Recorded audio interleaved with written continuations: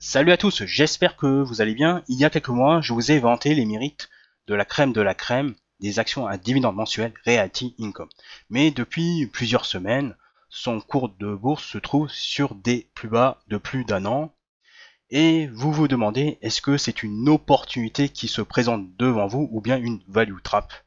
Alors pourquoi ça baisse? Ce n'est pas forcément à cause de la hausse des taux, qui en soi n'est pas une véritable surprise, mais plutôt du côté de ses principaux locataires, comme Dollar General, Walgreens et Dollar Tree. Ces trois entreprises ont fait de gros profit warnings sur leurs bénéfices liés aux conséquences de l'inflation. Des graphiques valent mieux qu'un long discours, hein. Prenez Walgreens, ça passe de commentaires. Dollar Général, une belle vague de correction en 3 temps. Et Dollar Tree, très récemment. Et franchement, ça fait mal aux yeux. D'autant que le point commun entre ces trois entreprises sur le plan technique est que les cours sont assez éloignés des moyennes mobiles de long terme, 50 et 200 semaines. Ce que craint le marché, c'est que ces entreprises ferment des boutiques pour réaliser des économies de coûts et donc moins de revenus locatifs pour Realty Income. Cela étant, ce qui compte, ce sont les faits, et jusqu'à présent, les fondamentaux de la foncière côté sont bons. Première pièce à conviction, son taux d'occupation de ces locaux se situe toujours au-delà de 95% depuis 2000. C'est la preuve même que l'entreprise arrive à générer suffisamment de cash flow stable et à la hausse. Et entre 2000 et jusqu'à aujourd'hui, il y a eu des cycles de hausse de taux qui n'ont pas empêché Realty Income d'augmenter son dividende. Ensuite, ces contrats de location sont signés pour une longue durée, en moyenne sur 10 ans, voire plus. Non seulement cela limite la volatilité des revenus locatifs, mais surtout, les locataires ne peuvent pas rompre leur contrat du jour au lendemain, ce qui pourrait laisser le temps à l'entreprise de réfléchir à leur remplacement au moment voulu. Mais mieux encore, vous pouvez être rassuré sur sa santé financière. Realty Income a la meilleure note, plutôt à l'une des meilleures notes financières de la part des agences de notation, avec Salmon Property Group, qui pour rappel est un des actionnaires majeurs de Clépierre. Et vous avez également d'autre part un taux de couverture des intérêts respectable par rapport au secteur, plus de 90% de sa dette à taux fixe, pas de grosses échéances à très court terme, donc vous pouvez dormir sur vos deux oreilles sur son dividende, hein, qui a augmenté pour la 122e mois consécutif. Et autre signe de confiance dans l'avenir de l'entreprise, la foncière, côté américaine, a pris une participation dans le Bellagio à Las Vegas, avec casino et hôtel de luxe à la clé pour réduire quelque peu sa dépendance au retail. Est-ce que l'action est sous-évaluée ou surévaluée?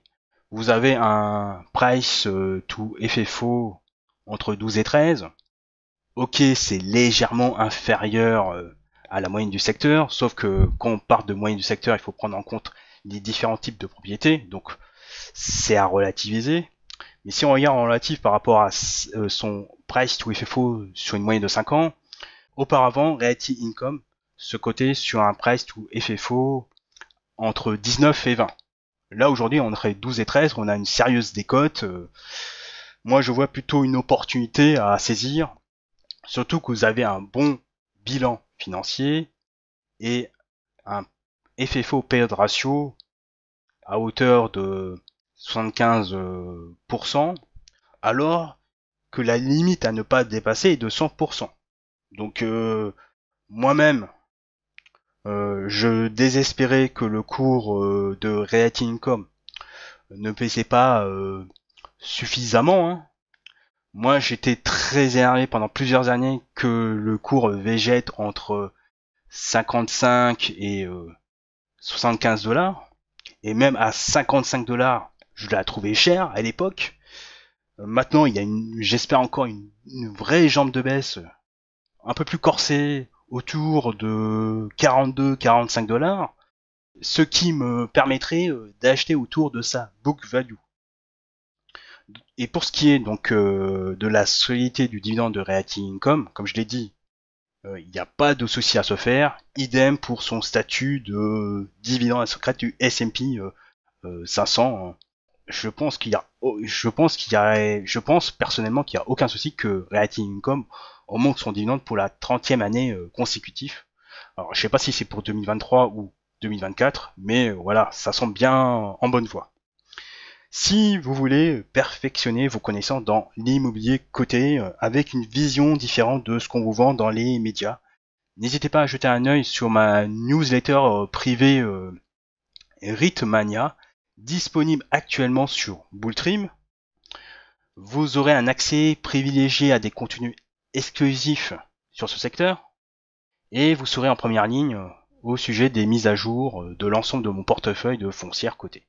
En tout cas, le fait que les taux restent sur des niveaux élevés et conformes à la réalité économique reconstruit un avantage compétitif durable pour les REIT ayant de bons bilans financiers comme Realty Income. Et honnêtement, j'ai la forte conviction que on a acté la fin des taux d'intérêt bas, donc la fin peut-être des planches à billets à tout va. Peut-être qu'on aura s'il y a une grosse crise qui arrive d'ordre financier, plus particulièrement, et sur le marché obligataire par exemple, eh bien moi je crois plutôt à la thèse de la contrôle de la courbe des taux, hein, comme la Banque du Japon. La Fed pourrait le faire, même la BCE, pourquoi pas à hauteur de 3, ce qui veut dire qu'on augmenterait l'objectif d'inflation de 2 à 3%. Sans compter qu'il y a des facteurs inflationnistes qui vont peser au fil du temps, comme le vieillissement de la population et la transition énergétique, qui est la résultante de la démondialisation, voire d'un monde bipolaire. Voilà, nous arrivons au terme de cette vidéo. Si elle vous a été utile, n'hésitez pas à mettre un pouce et à le partager sur les réseaux sociaux. Vous pouvez télécharger gratuitement mes 2 cadeaux surprises, les 7 règles d'or de l'investissement en dividendes et le top 10 des meilleures actions à dividendes pour préparer votre retraite, en cliquant sur le lien dans la description sous la vidéo. N'oubliez pas de vous abonner à ma chaîne YouTube pour plus de vidéos sur les dividendes en cliquant sur le logo en bas à droite de la vidéo. Et sur ce, je vous dis au revoir et à la prochaine.